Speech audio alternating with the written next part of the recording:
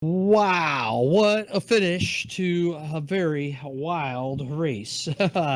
Still looking at replays, but one thing that we have figured out, we believe, is that steady Steve Callahan has come home the winner. First two-time winner of the St. Patrick's Day Grab of the Green. Steve, probably shaking your head and trying to figure out exactly what happened out there.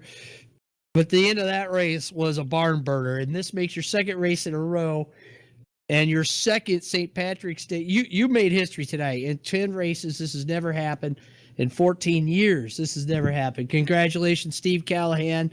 How were you able to get around that track and hold off Derek Backus on that last restart? Thanks, Bob. I had a fast car. The car was good all night. Um, it's just got lucky with the inversion. Was able to start on the pole, got some clean air. Able to get into a good groove. Like I said, I knew the car would be good. I added a little bit extra fuel because the way we were all driving there, I'm like there could be a lot of extra laps. So it took a little bit to get going. But once we got going, it just felt like the car was untouchable. Like it got real quiet behind me, so I know I was pulling away. And then at the end, my computer started messing up, started freaking out. The screen was glitching. I was just lucky that when it started back working, the car didn't end up in the wall or something. But that last restart, I don't know. I must have used up the tires or something because I just couldn't get going. And Derek, he did a great job. We raced hard, and he raced me clean. I really appreciate that. And we gave each other just enough room, and we were able to pull it out. Congratulations, Steve! What a race for you, and first two-time winner of the St. Patty's Day race here for Supers. Great race in action at the end of that one. Let's talk to the guy that came up just a little bit short. Derek, it looked like with about 15 laps ago, the car maybe wasn't there, but it seemed like the car was there on that last restart. A beautiful inside move, and given the 55 plenty of room. Great race to the finish of that one. How disappointed are you that you couldn't pull off the win here tonight after setting the track record at Rocky Mountain? Oh, I'm not disappointed at all. I had a lot of problems in the server with the car just being too tight, so I was adjusting all night. I was probably 3 degrees more front wing in the feature than I was in any time I ran. And it was pretty good. It was still, when the tires got up to temperature on the long run, it was great coming off. I could never spin a tire on this car, but I just couldn't get free enough in to really corner. It just kind of broke my momentum a little bit, and Steve was gone. On the cold tires, like on the last restart, the car was great. I could turn. When it just got up to temperature, it was just a bit too tight. But Steve was fast. I got underneath him in the last corner side by side, but I got down on the apron a little bit, and I felt the car wiggle, so I just backed out. I didn't want to take us both out and ruin both of our nights. But congratulations to Steve. That was a great race. Derek, how close were you to those accidents out there? There was plenty of action tonight here at Rocky Mountain Raceways. I think I only had to really avoid one of them. I might have picked up a little bit of damage, but nothing that affected the car.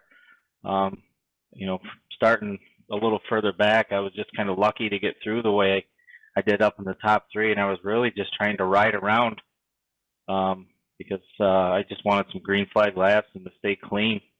And then we had that long green flag run, and Steve, I just couldn't catch Steve. I was just too tight in, and it turns out I was better on the restarts. Well, congratulations, Derek. A heck of a run for you in the Disturbed Motorsports 61 here at Rocky Mountain Raceways. Good run, man. Thank you. Let's talk to the guy who came home in third place. I won't say it was a pretty one because I'm sure he'll agree, but the icings on top machine looked like a cake fail tonight. Keith Powell, I think you've got a lot of different colors on that race car that aren't orange and blue. Tell us about your run into third. Yeah, it was definitely wild. It was just kind of a crazy night. The track is just so slick at night, and it was pretty decent. We had thanks to Steve, he did a lot of legwork and setting his car up this week, and kind of handed it to me on silver platter here. So the car was great. It was just the driver once in a while get a little too excited from the center off, and there's a few times I had my hands full.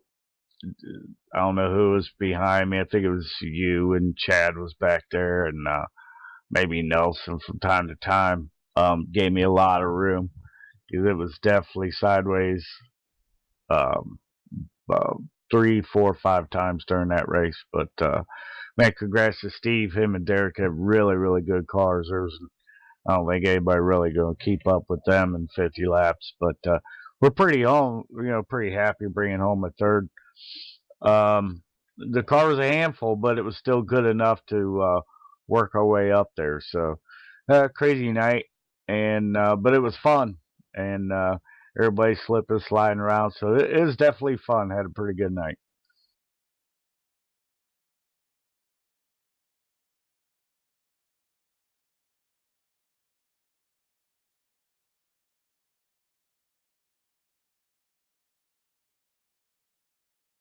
Well, congratulations to your top three. Good run for Keith Powell in for third as his teammate picks up the win here tonight at the St. Patrick's Day Grab of the Green at Rocky Mountain Raceways. Fans, don't forget you can see the mighty Supermodifieds race for real at Rocky Mountain Raceways over July 4th, Salt Lake, Utah for the Copper Cup Classic.